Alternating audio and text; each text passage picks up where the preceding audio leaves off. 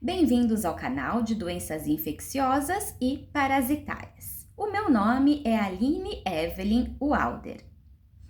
No primeiro vídeo falamos sobre microbiota e higienização das mãos, dando ênfase aos cientistas que marcaram a história por meio de suas descobertas, seja por técnicas antissépticas, técnicas assépticas e até mesmo a descoberta de micro-organismos e desenvolvimento de postulados, muitas vezes contrariando, derrubando teorias como a teoria do miasma.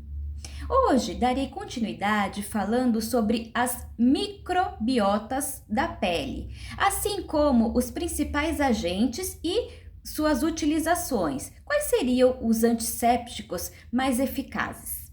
Vamos lá. A microbiota, ela pode ser dividida em classificada como microbiota residente, microbiota transitória e microbiota patogênica. A microbiota residente, como o próprio nome já diz, reside. Portanto, são micro-organismos que moram nas palmas das mãos. A microbiota residente, os micro-organismos, eles estão localizados num plano mais profundo da pele. Portanto, não é tão fácil a sua remoção.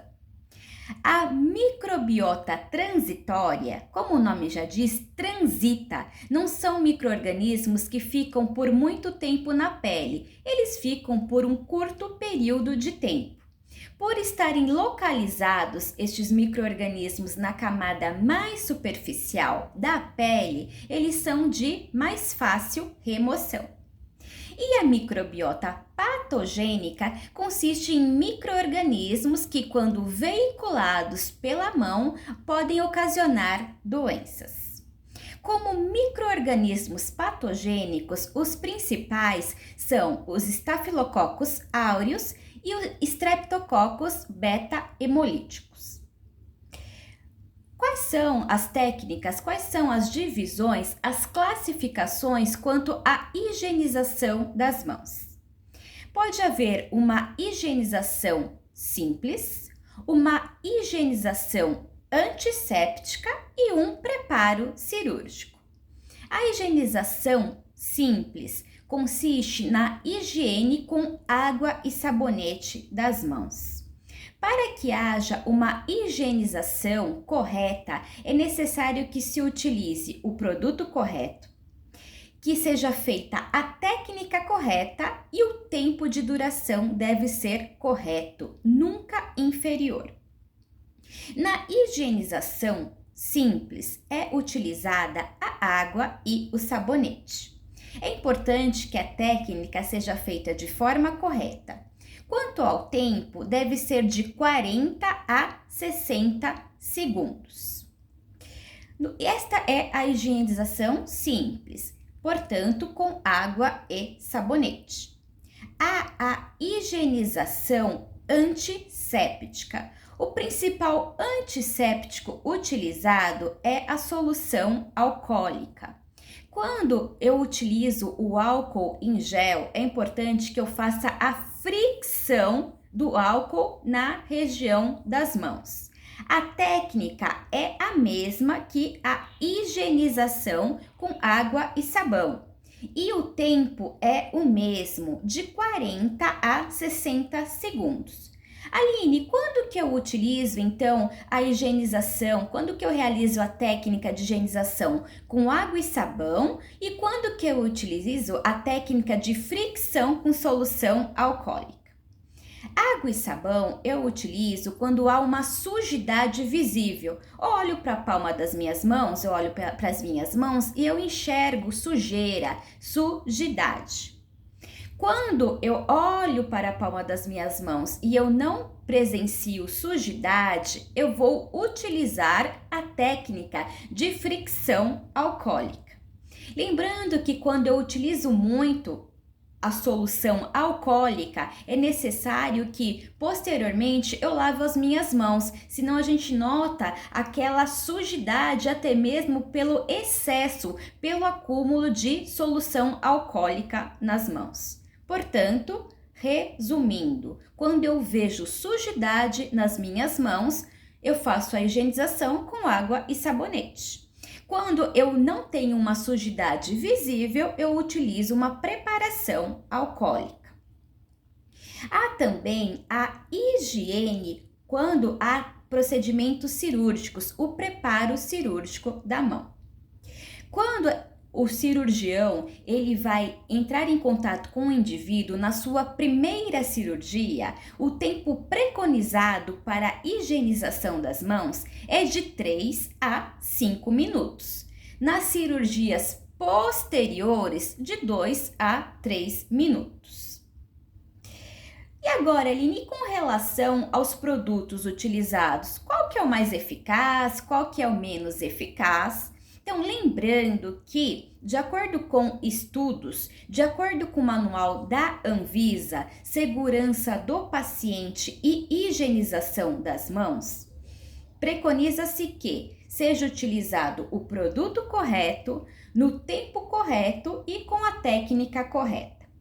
Fizeram um estudo numa unidade de terapia intensiva neonatal e fizeram o segmento por 11 meses profissionais de saúde higienizando as mãos. Um grupo higienizou as mãos com água e sabonete e o outro grupo com solução alcoólica. De acordo com este estudo, publicado no manual da Anvisa, não houve diferenças estatisticamente significantes quanto aos resultados. Portanto, nesta unidade de terapia intensiva, a higienização das mãos com água e sabão foi tão eficaz quanto a utilização de solução alcoólica. Aline, e o PVPI? Atualmente, o PVPI ele não é tão indicado. Por quê? Porque este iodóforo ele causa irritação na pele. A partir do momento que pode haver uma irritação na pele, eu posso ter o quê? Fissuras, rachaduras que podem permitir a entrada de micro-organismos.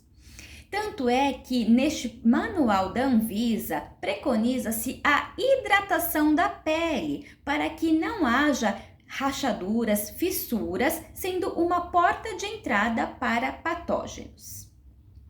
Aline, e quanto a demais produtos? A clorexidina, ela é preconizada de acordo com estudos no caso de surtos. Então, vamos supor, eu tenho um surto por um micro-organismo num ambiente hospitalar. Portanto, preconiza-se o uso da clorexidina. E também a clorexidina, ela é indicada no caso de micro-organismos multiresistentes. Portanto, há um adendo.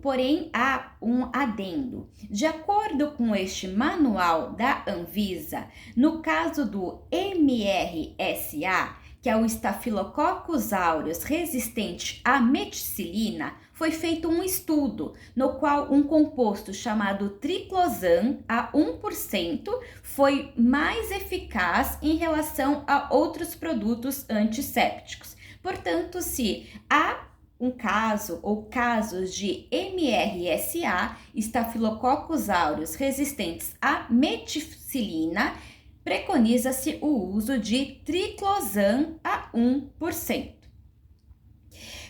Outra medida eficaz que muitas vezes fala-se, mas é importante a gente ressaltar, reforçar, é que em ambientes hospitalares não devem ser utilizados adornos, anéis, pulseiras. Isto dificulta a higienização das mãos. As mãos não ficam higienizadas corretamente, proporcionando o acúmulo de sujidades. Então, retirada de anel, retirada de pulseiras, retirada de adornos. Ambiente cirúrgico, essa correntinha aqui, nem pensar. Então, retirada de todos os pingentes. Unhas, evitar, claro, unhas postiças, unhas grandes. As unhas, elas devem ser evitar serem esmaltadas, unhas curtas, não proporcionando que sujidades fiquem embaixo das unhas.